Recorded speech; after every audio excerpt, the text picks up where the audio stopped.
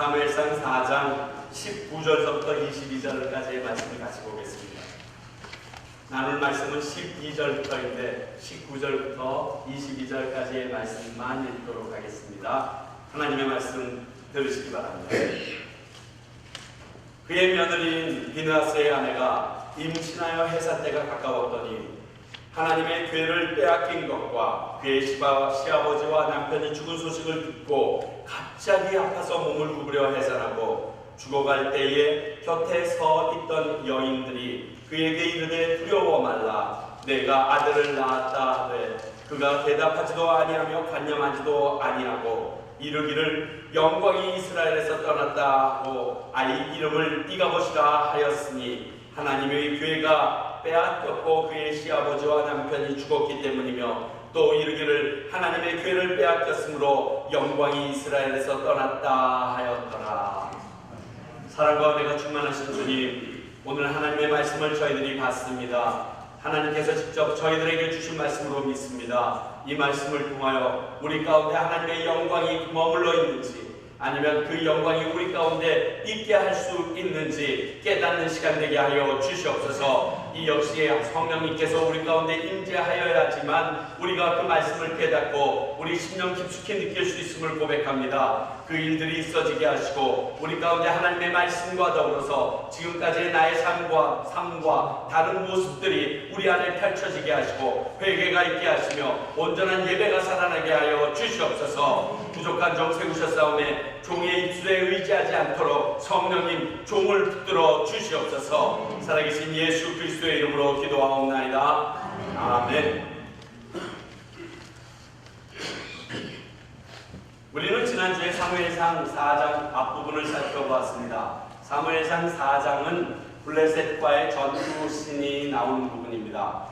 블레셋과의 전투가 시작되는데 그들이 블레셋과의 전투에서 새로운 방법을 연구해냅니다. 그것이 우리 안에 하나님의 임재가 있음을 보여주기 위하여 법궤를 실로에서부터 가지고 오는 사건이었습니다. 실로에서부터 법궤를 가지고 와서 그들이 하나님이 우리 안에 계심을 그 블레셋에게 보이면서 싸웠으나 하나님께서는 그들 편에 서지 않으시고 도리어 3,000명이나 되는 보병이 죽게 3만 명이나 되는 보병이 죽게 하셨을 뿐만이 아니라 법궤를 빼앗기고 그 옆에 호위하던 엘리의 두 아들 제사장 비느하스와 홈니는 그 자리에서 죽음을 당하게 됩니다.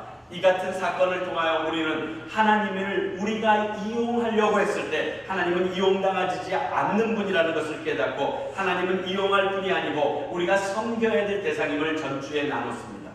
이 패전의 소식을 듣고서 전령이 하나가 뛰어갑니다. 그래서 이스라엘에게 알려줍니다. 이 말을 들었던 이스라엘 백성들은 모두 다 죽었다라고 울며 곡을 하는 일들이 일어납니다. 이 울부짖는 소리를 듣고 엘리 제사장이 묻습니다. 자초지정을 이야기합니다. 전령이 모든 군대는 대파하였고 그 옆에 있던 당신의 두 아들 홈니와 비느하스는 죽었을 뿐만이 아니라 그들이 호위하던 법궤까지 빼앗겼다라는 말을 듣습니다. 이 말을 할 즈음에 그가 비둔하고 눈도 어둡은 까닭에 머물러 있던 그 의자가 뒤로 넘어가면서 목뼈가 부러져 죽게 됩니다. 이 모든 소식을 며느리인 비느하스의 아내가 만삭이었는데 듣게 됩니다. 이 소식을 듣고 충격을 받아 그 자리에서 배 아파 구부려서 해산을 하게 됩니다. 그러면서 그 해산이 난산이 되게 되면서 아직 죽게 되기 전에 그의 아들이 태어났음을 얘기하며 위로하지만 그의 아들을 띠가봇 영광이 떠났다라는 이름으로 대신 지어주고 하나님의 영광이 우리 부모들, 우리 시아버지와 그리고 우리 사랑하는 아이의 남편과 그리고 법궤까지 떠났으므로 이곳에 더 이상 하나님의 영광은 있지 않다라고 체념하며 죽어가게 됩니다.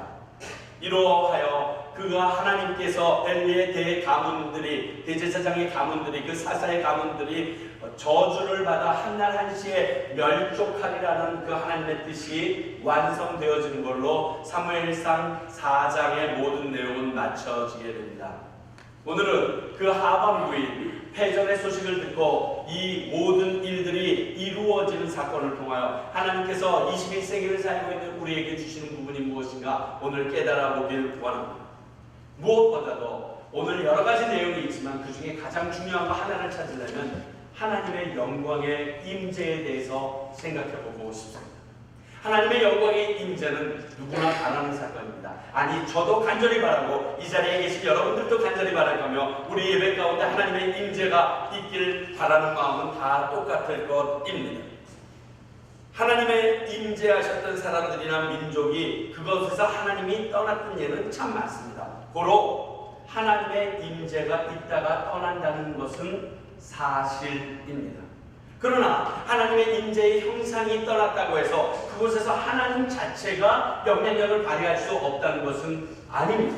역시 그곳은 하나님의 통치권 아래에 계시고 그곳 가운데 하나님께서 여전히 역사하고 계시는 것은 저희들은 알 수가 있습니다. 오늘도 이스라엘 백성에게 있었던 법궤가 떠나가지만 법궤가 떠나갔다고 하나님께서 이스라엘에게서부터 완전히 떠나신 것은 아니셨습니다. 다시 5장, 6장을 통하여 법궤가 다시 되돌아오는 광경이 있지만 되돌아오기 전에도 하나님의 능력을 일하셨고 법궤가 돌아와서 온전히 그들에게 영향력을 끼치는 다윗 후반기에 들어가기 전까지도 하나님께서는 그 다윗과 사울과 사무엘을 통하여서 하나님의 거룩한 일을 계속하셨음을 저희들은 봅니다. 그러므로 말미암아 법궤가 단순히 하나님의 임재를 상정하지만 하나님의 임재를 좌우할 수 있는 조건은 되지 못한다는 사실을 알게 됩니다. 그러나 하나님의 영광이 임하면 하나님의 임재가 임하는 그곳마다 축복을 받았다는 사실은 확실합니다. 이 법궤가 나중에 흘러들어가는 한 가정은 그곳은 축복의 근원이 되어지게 됩니다. 즉 하나님의 임재가 머물러 있기만 하면 그곳은 승리의 역사가 일어납니다. 하다못해 적군, 이스라엘 백성들의 적군에 하나님의 임재가 있으면 그 적군들에게조차도 하나님의 거룩한 영향력으로 말미암아 승리를 갖게 됐던 것을 보면 하나님의 임재의 중요성은 우리가 몇 번 강조해도 부족함이 없다라고 말할 수 있습니다. 또 하나, 이 하나님의 임재는 참 좋은데 하나님의 임재가 있을 경우에 특별한 사람 한두 사람을 제외하면요 그들의 태도가 다 두려워했다, 무서워했다는 겁니다. 죽을 것처럼 무서워했다라고 성경은 기록하고 있습니다. 역대하 5장 13절을 보면 솔로몬이 성전을 낙성식을 합니다. 다 건축하고 주님께 봉헌하며 예배를 드릴 때 그때 하나님의 임재가 그 성전에 구름같이 임하게 됩니다. 근데 그 일을 집례하던 제사장들이 다리가 후달거려서 서서 계속 제사를 드릴 수 없을 정도로 두려워했다라고 성경은 표현하고 있습니다. 뿐만이 아닙니다. 이스라엘 백성이 시내산 앞에 이르러서 이제 하나님의 말씀을 받게 됩니다. 돌판 2개의 십계명을 받기 바로 전에 그들이 임하게 되는데 그때도 이스라엘 백성들은 본인이 하나님을 만나는 것이 더 이상 두렵기 때문에 본인들이 그만 나가고 싶다라고 얘기했습니다. 사무엘 신명기 5장 24절에서부터 26절까지를 보면 말하되 우리 하나님 여호와께서 그의 영광과 위엄을 우리에게 보이심에 불 가운데서 나오는 음성을 우리가 들었고 하나님이 사람과 말씀하시되 그 사람이 생존하는 것을 오늘 우리가 보았나이다. 이제 우리가 죽을 까닭이 무엇이니까 이 큰 불이 우리를 삼킬 것이요 만일 우리가 우리 하나님 여호와의 음성을 다시 들으면 죽을 것이니 육신을 가진 자로서 우리처럼 살아계시는 하나님의 음성이 불 가운데서 말함을 듣고 생존한 자가 누구니까? 이 말이 이겁니다. 하나님의 임재를 우리는 보았다는 겁니다. 산중에서 임하시는 그 엄청난 임재를 우리는 보았는데 그 음성을 들었는데 우리가 아직도 살아있다는 겁니다. 이게 기적이라는 겁니다. 그러나 한 번 더 그 모습을 보면 우리는 죽을 것 같다는 겁니다. 두렵다는 겁니다. 그래서 이 하반절에 뭐라고 얘기하면 모세여 당신 혼자 올라가세요. 저희들이 또 한 번 만나면 죽을 것 같으니까 우리가 본 걸로 믿을게요. 당신이 하나님의 말씀을 듣고 우리에게 얘기해 주시면 그대로 우리가 믿고 따를 테니까 제발 하나님의 임재가 영광 중에 우리 가운데 임하지 않도록 좀 도와달라고 도리어 내어보는 하나님의 영광의 임재가 있으면요 견딜 수 없는 무서움이 우리에게 있습니다. 왜? 우리의 모든 것이 드러나기 때문에 그분은 성결하고 깨끗하고 온전하시기 때문에 그분이 우리 앞에 나타나는 순간 우리의 더럽고 추한 것이 드러나므로 도저히 그 앞에서 고개를 들 수 없게 됩니다.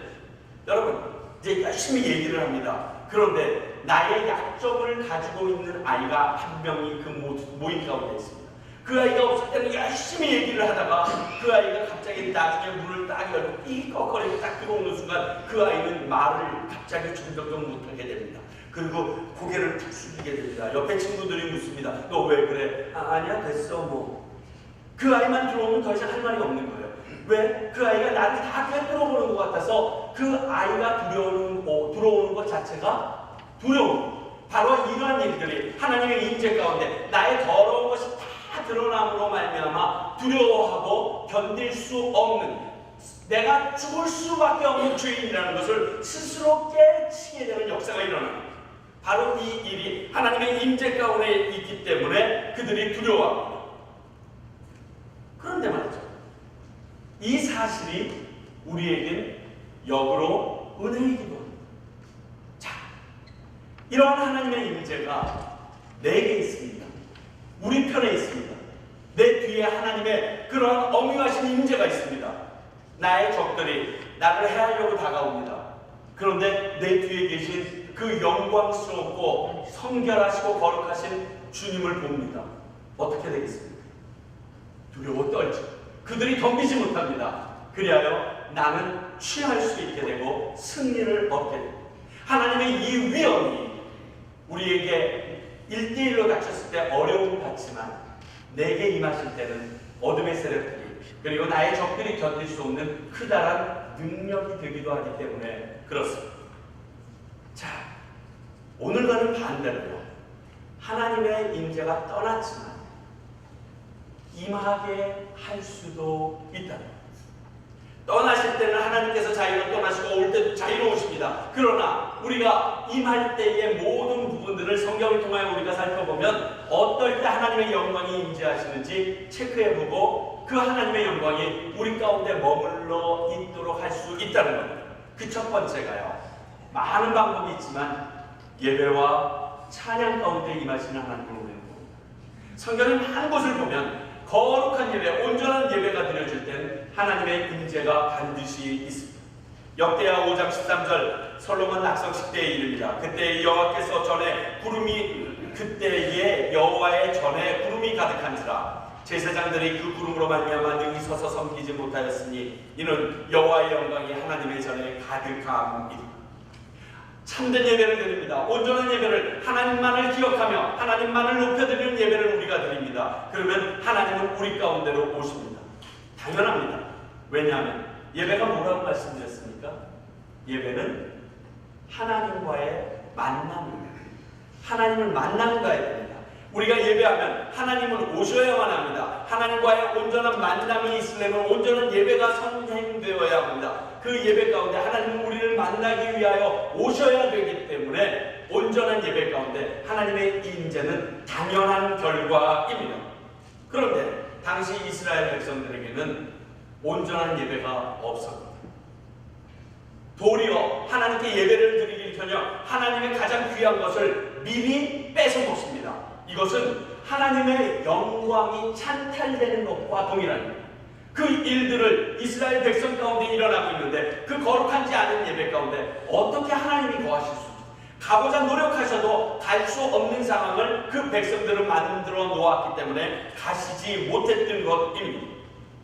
이 일을 통해서 하나님께서 떠나신 이유를 어렴풋이 유추해 볼 수가 있습니다. 이것은요, 하나님께서 삐져서 떠난 거 아니에요.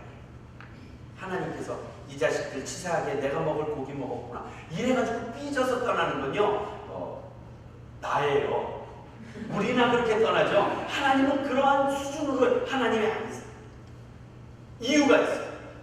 거꾸로 우리에게 주시고자 하시는 축복을 줄 수 없기에 그 답답함으로 다른 조처를 취하실 수밖에 없었어요.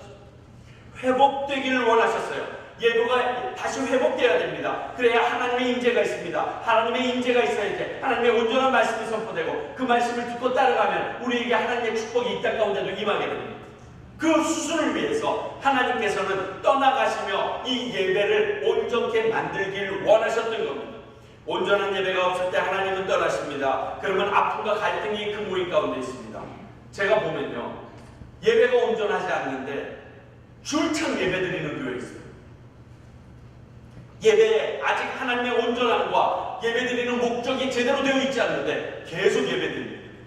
다툼과 싸움이 있습니다. 마태복음 5장에 뭐라고 얘기했습니까? 너희들이 예물을 가지고 왔을 때 형제들과 다툰 일이 기억나면 그 예물을 놔두고 그 형제와 화해하고 와서 그 예물을 드려야 그 예물을 받겠다. 그 예배를 받겠다고 얘기하셨습니다. 그런데 계속 다투고 싸움이 만연한 교회가 계속 그곳에서 아무 생각 없이 그냥 예배를 드립니다.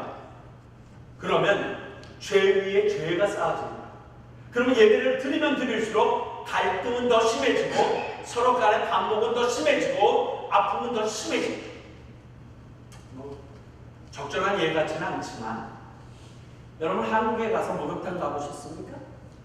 목욕탕 가서 오래간만에 때나 밀지하고 딱 누워서 있으면 그 아저씨가 딱딱 두 번 치고 쭉 두 번 밀고 나면 물어봅니다. 미국에서 오셨죠? 너무 잘 알아요. 어떻게 아세요? 예, 제가 이 생활 20년이니까 밀어보곤 합니다.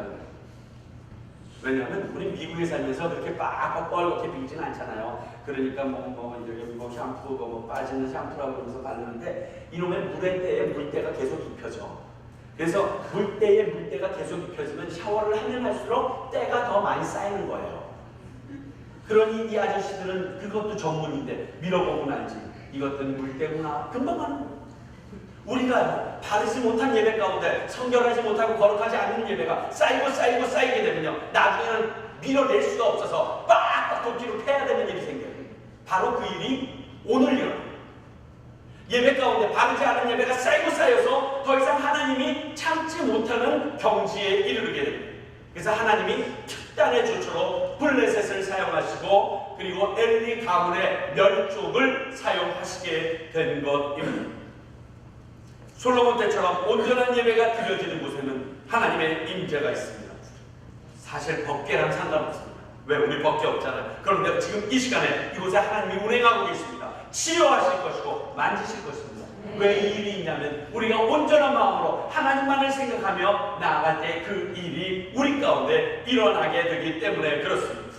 우리의 유익을 구하는 예배가 아니라 내가 어떠한 다른 목적 때문에 나온 것이 아니라 오로지 살아계신 하나님 그분만을 위하여 나올 때 그 예배 가운데는 하나님의 임재가 있고 치유와 능력이 발해지는 것입니다. 또 하나, 하나님의 임재가 있기 위해서는요, 진정한 회개가 있어야 합니다.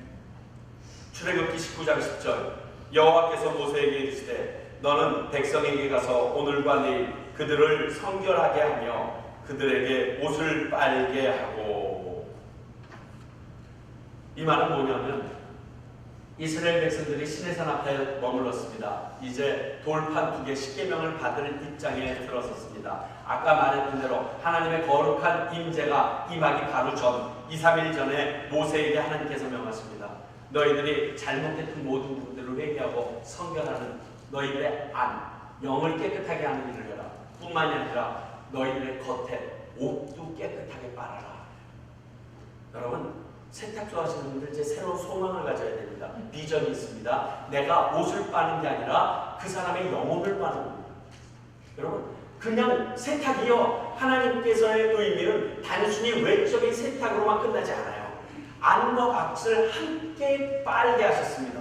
그러면 이제 여러분들께서 세탁물에 딱 들어오면 안고 기도하는 거예요. 주여, 이 사람의 겉을 빨 때 속도 빨리 이어지게 하여 주시옵소서 하고 기도합니다. 모든 사역지는 여러분들의 일터는 거룩한 하나님의 성전, 거룩한 전쟁이 일어나는 전쟁터입니다. 그곳에서 이제 그렇게 하십시오. 그 일들을 먼저 합니다. 다시 말해서 깨끗게 함으로 말미암아 하나님과 나와의 간절한 밀착된 일이 있어야 되는데 이 안에 있어지는 그 불순물로 이 밀착된 부분이 맺혀지지 않을까봐 안에 있는 이 때를 제거하는, 이 죄악을 제거하는 작업을 먼저 하라고 얘기하셨습니다. 안 그러면 불로 삼킬까봐 하나님이 두렵다고 거꾸로 얘기하셨습니다. 그러므로 하나님의 임재가 우리 가운데 있기 위하여 우리는 죄를 씻는 작업을 먼저 해야 합니다. 13절에 보니까 그들이 졌다는 소식을 듣고 울부짖었다고 했는데 너무 늦었어. 먼저 울었어요. 훨씬 더 울었어요. 그거랑 또 다른 이유로 우리의 죄 때문에, 잘못된 예배 때문에, 나의 불경건한 삶 때문에 통곡하고 울음이 먼저 있었어요. 그들의 울음이 때늦은 울음인 것 같아요. 그랬으면 어떻게 됐을까요? 바뀝니다. 상황이 변화됩니다. 하나님이 얘기했는데 그게 변해요? 변합니다. 요나서를 볼까요? 요나서 3장 4절에서부터 10절까지를 제가 읽어드리겠습니다. 요나가 그 성읍에 들어가서 하루 동안 다니며 외쳐 이르되 40일이 지나면 니느웨가 무너지리라 하였더니 니느웨 사람들이 하나님을 믿고 금식을 선포하고 높고 낮은 자를 막론하고 굵은 배 옷을 입은지라. 그 일이 니느웨 왕에게 들림에 왕이 보좌에서 일어나 왕복을 벗고 굵은 배 옷을 입고 제 위에 앉으니라. 왕과 그의 대신들이 조서를 내려 니느웨에 선포하여 이르되 사람이나 짐승이나 소떼나 양떼나 아무것도 입에 대지 말지니 곧 먹지도 말 것이요 물도 마시지 말 것이며 사람이든 짐승이든 다 굵은 배 옷을 입을 것이요 힘써 하나님께 부르짖을 것이며 각기 악한 길과 손에서 행한 강포에서 떠나갈 것이라. 하나님이 뜻을 돌이키시고 그 진노를 그치사 우리가 멸망하지 않게 하시리라. 그렇지 않을 줄 누가 알겠느냐 한지라. 하나님이 그들의 행한 것 곧 그 악한 길에서 돌이켜 떠난 것을 보시고 하나님이 뜻을 돌이키사 그들에게 내리리라 말씀하신 재앙을 내리지 아니하신지라. 자, 요나가 하나님의 음성을 들었습니다.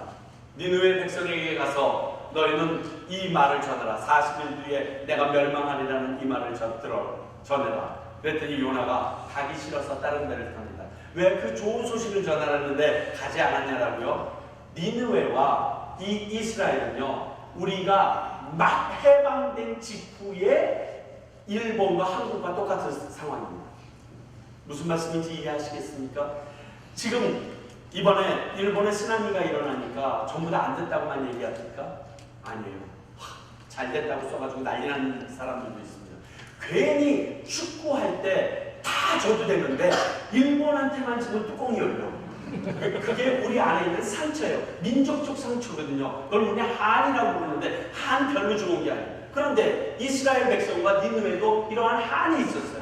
그 일이 맞춰진 지 얼마 되지 않았어요. 끝난 지 얼마 되지 않았어요. 그들을 힘들게 하고 못살게 놀았던 니느웨 백성이에요. 그런데 그곳에 가서 말하라고 합니다. 그 말을 전하면 될 거 아니에요. 그런데 하나님의 속성을 너무 잘 알고 있어요. 요나는. 요나서 4장을 보게 되면 뭐라고 생각을 피는 줄 알아요? 하나님 나 그럴 줄 알았어. 나 이럴 줄 알았어. 내가 그거 안 한다고 그랬잖아. 이렇게 써있어요. 최유찬 버전 같지만요. 진짜 이렇게 써있어요.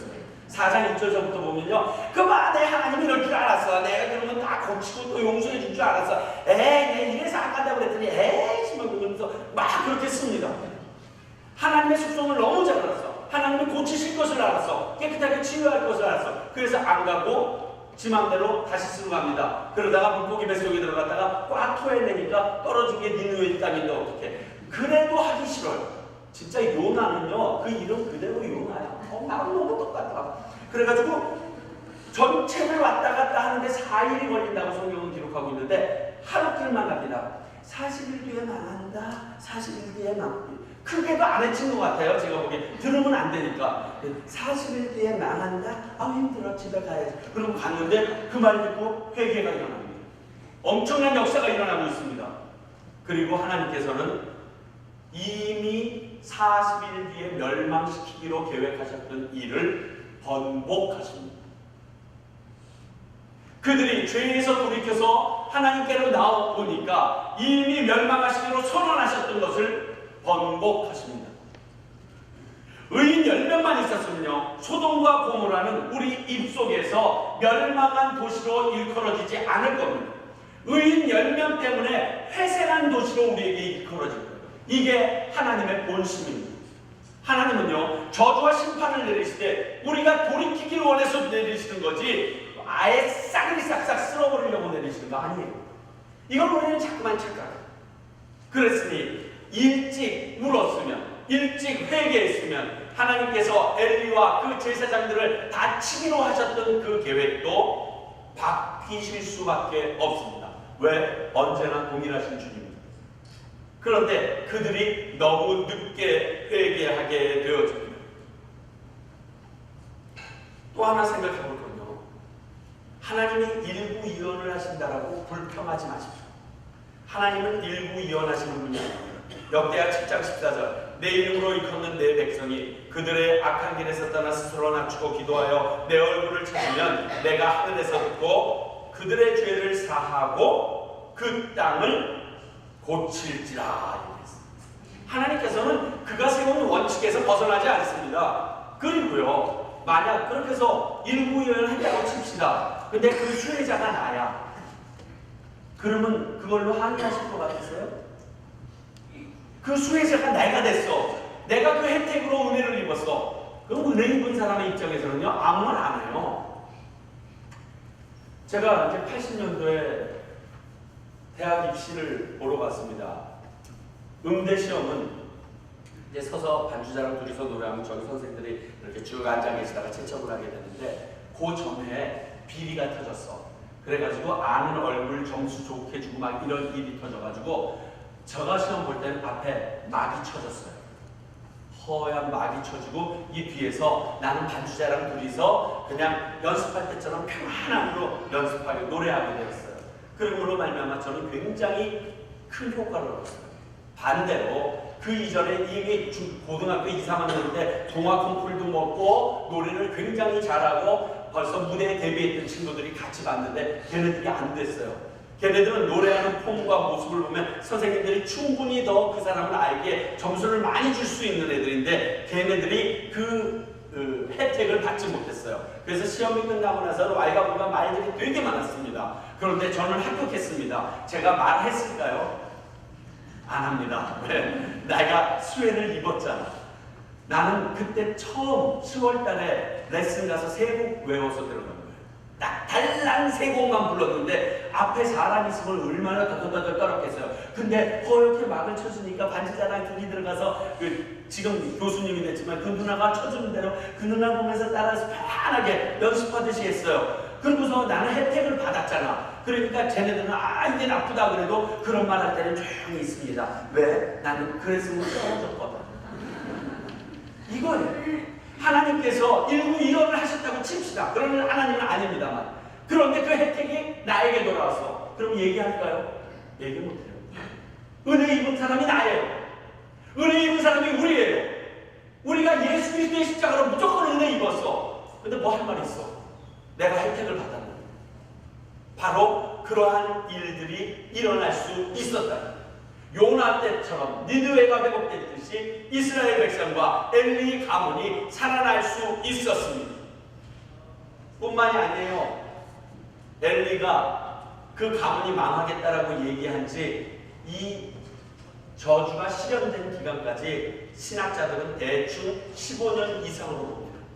어떻게? 사무엘이 어렸을 때 이 예언이 임하고 그리고 사무엘이 장성해서 그의 이름이 온 이스라엘에게 다 퍼진 다음에야 이 일이 이루어집니다.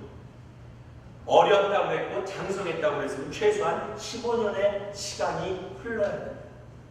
15년 동안 하나님은 참고 있었어요. 왜 참았다고 했죠? 회개할 시간을 주신 거예요. 변할 시간을 주신 거예요. 내가 15년을 기다린다. 조금만 더 기다린다. 하나님 불러니까 조금만. 어떻게 죽음의 신을 봐. 조금만. 엘리가 편할 것 같기도 한데 조금만. 그러다가 15년을 기다려주셨어요. 하나님은요, 우리가 죄를 지었다고 그 시간에 칼 갖고 와서 일어나는 하나님 아니에요. 죄가 처음 들어왔을 때 아담에게 찾아오신 하나님은 그냥 다짜고짜 너 먹지 말래 노래 먹자 이러고 이러지 않으셨어요. 아담아 내가 어디 있느냐. 그렇게 불렀으면 주여 죄졌습니다 그랬지. 내가 벗은 줄 알고 부끄러워서 숨었나이다. 하나님이 그것 때문에 부르신 게 아니에요. 알고 계세요 다. 처음 살인이 우리 땅에 들어왔을 때 가인을 찾아가신 하나님입니다. 바로 죽였다라고 얘기하지 않으셨어요. 하나님께서 아벨이 죽은 걸 몰랐습니까? 아벨의 피가 지금 땅에서 울고 있다는 걸 다 듣고 계셨어요. 그러나 가인에게 찾아가서 말씀하십니다. 내 아우 아벨이 어디 있느냐? 무엇을 원하셨는지 아세요? 그 시간에 내가 죽였나이다 용서해 주셔서 그 말을 듣기를 원하셨어요. 그러고서 찾아가셨는데 생뚱맞게 내가 아벨을 지키는 자이니까 눈물을 머금고 용서치 못하고 내어치시게 됩니다. 하나님께서는 우리가 죄를 지었을 때 그냥 내어치시지 않고 시간을 두시고 우리가 다시 돌아오기를 간절하게 주실 충분한 시간을 주십니다. 그러고도 안 되면 이 상황을 정리해버립니다. 우리를 위하여도 지금 기다리고 계십니다. 우리 교회 때문에도 기다리고 계실지 모릅니다. 최희창도 하나님이 지금 기다리고 있을지도 모릅니다. 이 음성을 들었으면 회개해야 합니다. 내어놓아야 됩니다. 내가 진작 죄인지 몰랐던 것도 찾아내서 주님께 온전히 회개해야 합니다. 그렇지 않으면 하나님의 진로가 임할 때는 이미 우리가 서술 수 없습니다.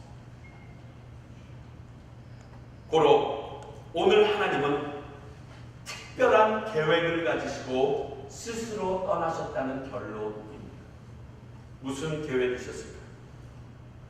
이건 신약에서 보면 예수님의 성전 청결 사건과 같은 맥락으로 볼 수 있습니다.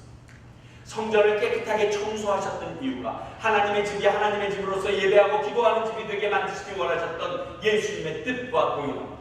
이스라엘 백성이 하나님의 온전한 축복의 통로가 되게 하시기 위하여 그 걸림돌을 다 치우셔야만 했습니다. 그 일을 하나님께서 블레셋을 통하여 본인이 그 자리를 비워줌으로 일을 시작하게 하셨습니다. 하나님은요, 자신의 백성에게 축복 주기 위하여 오셔야만 했습니다. 그런데 그들의 죄로 인하여 오실 수가 없었습니다. 그래서 회개할 때까지 기다려주셨습니다. 도저히 회개할 기미가 보이지 않습니다. 그래서 하나님이 영광을 그들의 백성 가운데서 거두십니다. 그랬더니 어둠의 세력들이 옳다구나 하고 그 백성들을 유린하기 시작합니다. 그제서야 그들이 깨닫습니다. 주여 다시 나에게 와주시옵소서, 용서해 주시옵소서. 그의 간절한 기도를 듣고 주님께서 또 사사를 보내셔서 그들을 고치시고 회복시키십니다. 그랬더니 그들이 또 자기가 능력이 있어서 잘 됐는 줄 알고 지네 마음대로 삽니다. 그랬더니 또 하나님께서 동일한 방법으로 그들을 치십니다. 그랬더니 그들이 또 죽겠습니다 합니다. 그래서 다시 하나님께서 사사를 보내셔서 살리십니다. 요게 사사기의 역사입니다. 지금 이스라엘 백성은 사사기 안에 있습니다. 우리는 별반 다를까요? 이 땅을 살고 있는 우리는 별반 다릅니까? 잘 나갑니다. 그래서 한때 열심히 나갔지만 교회 잠깐 쉽니다. 그런데 어느 날 갑자기 하나님께서 참다 못해서 우리를 치십니다. 물질을 치시기도 합니다. 자식으로 치시기도 합니다. 건강으로 치기도 합니다. 그러니까 아이고 죽겠습니다. 그리고 새벽 기도를 합니다. 그러니까 제가 새벽 기도 나오는 분들 새로 나올 때마다 미리 얘기하고 나오세요. 아주 나올 때마다 앞에서 설교가 안 돼. 저분이 무슨 사건으로 나왔는가 미리 얘기 좀 해주세요. 새벽 기도 나와서 주여 금요 기도 나와서 아버지 그래서 듣습니다. 하나님께서 그 모습이 아름답습니다. 그러면 약속대로 그를 구하시기 위하여 모든 것을 해결하십니다. 그랬더니 나는 재수가 좋았대. 운때가 좋아가지고 깨끗해졌대. 그래가지고 투자를 잘해서 이제 다시 부유해졌대. 그렇게 하고 하나님 없이 자기 능력으로 되는 줄 알고 또 교회도 대충 안 나오고 대충 살아갑니다. 그랬더니 하나님이 기다리다 안 돼서 이번에는 딴 거를 팡 칩니다. 그러니 맞고 나서 주여 새벽 기도부터 나와서 주여 이럴 수가 있습니까? 내가 당신을 위하여 한 일을 기억하셔야죠. 그러고 그러니까 하나님께 불쌍히 와서 또 살려주십니다. 그랬더니 난 재수가 되게 좋은 몸이래. 두 번씩이나 이런 일이 있었대. 계속 다녔대. 그게 나의 모습이에요. 그게 우리의 모습이에요. 아직도 우리도 사사기예요. 별반 낫지 않아요. 성령의 시대까지 못 갔어요. 아직도 사사기에서 살고 있어요.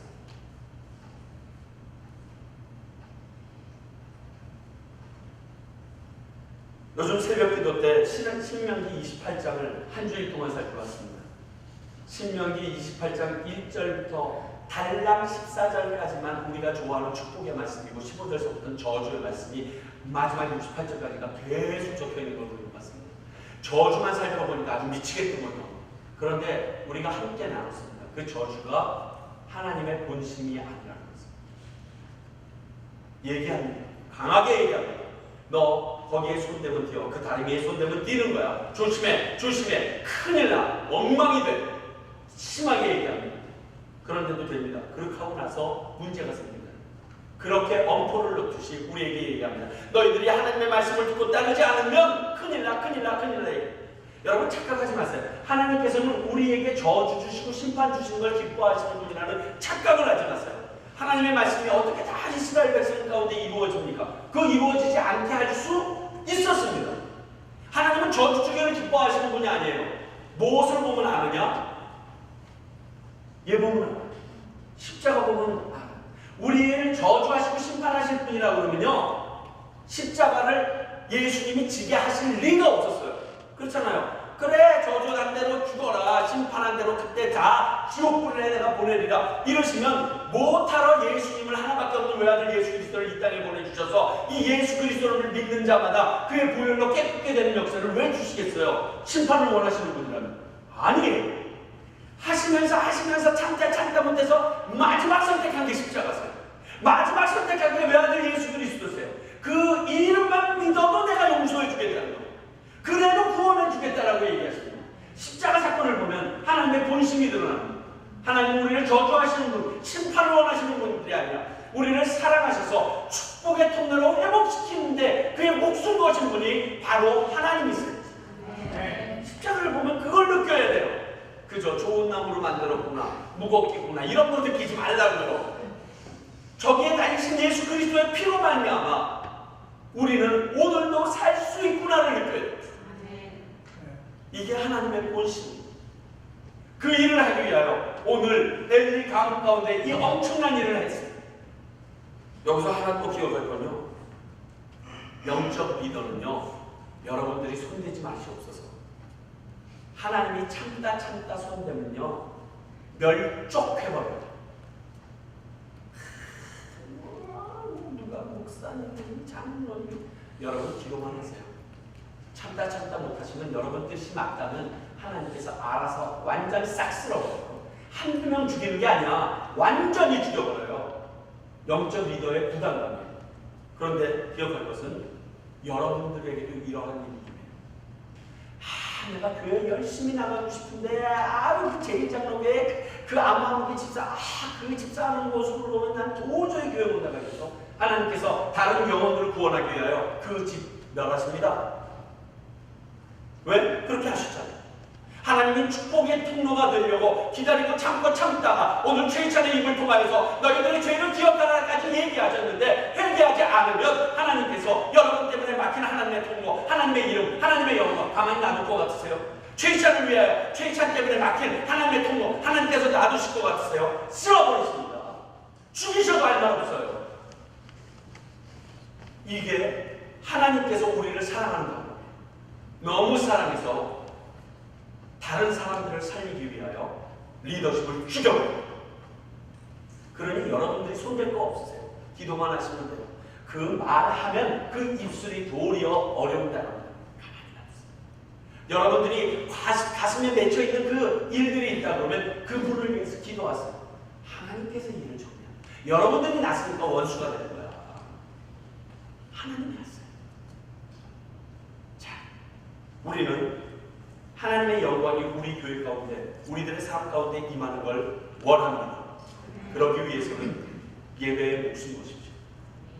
예배에 목숨 것이죠. 보통 절대라는 말을 쓰지 말라고 하는데 이것은 진리이기 때문에 제가 씁니다. 절대적으로 예배를 통하여 여러분들의 인생과 마지막의 내세가 결정됩니다. 이건 절대입니다. 예배에 목숨 거십시오. 그래서 제가 예배만 살면 우리 다 삽니다. 우리 샬롯이 아니면 온 인류가 살 수 있는 예배의 통로가 우리 샬롯 제1장로교회를 통해서 가능한 걸 아니까 딴 데 다 상관없어요. 우리 교회가 예배 가운데 제대로 서 있으면 저희 교회 때문에 온 인류가 살아난다니까요. 그 믿음이 있어요. 또 하나 회개하십시오. 진정으로 회개하십시오. 가슴을 찢으십시오. 내가 이번 한 주일 동안 너무 힘들고 막 이랬더니 많은 분들이 무료해 주셔서 감사한데요. 저를 찢을 게 너무 많았습니다. 나 하나만 찢으면 되는데 너무 힘든 거예요. 안 찢어져. 코팅됐나 봐요. 내 명함처럼. 안 찢어져. 가위질해버리고 싶은데 안 돼. 죄를 뒤집어 쓰고 나가요. 죄를 여러분들이 쌍안경을 찾으세요. 그렇지 않으면 나 때문에 거룩한 일이 임하지 않습니다. 하나님의 영광의 임재가 없고 그런 순간에 안 보시는 여러분들에게 간절히 바랍니다. 기도하겠습니다. 사랑과 은혜가 충만하신 주님, 오늘 하나님의 영광이 우리 가운데, 우리의 삶 가운데, 그리고 우리 교회의 예배 가운데 임재하게 간절히 바라며 하나님의 말씀을 보았습니다. 저희들의 능력이 없어서 미처 손쓰지 못하는 것, 하나님 우리의 마음을 다잡아 주시사 온전케 만들어 주시옵소서. 그리하여 하나님의 영광이 우리 교회의 예배 가운데, 우리 성도들의 삶 가운데, 그들의 가정 가운데 임하는데 방해받지 않도록 회개와 예배의 영이 새로워지게 하여 주시옵소서. 예수님의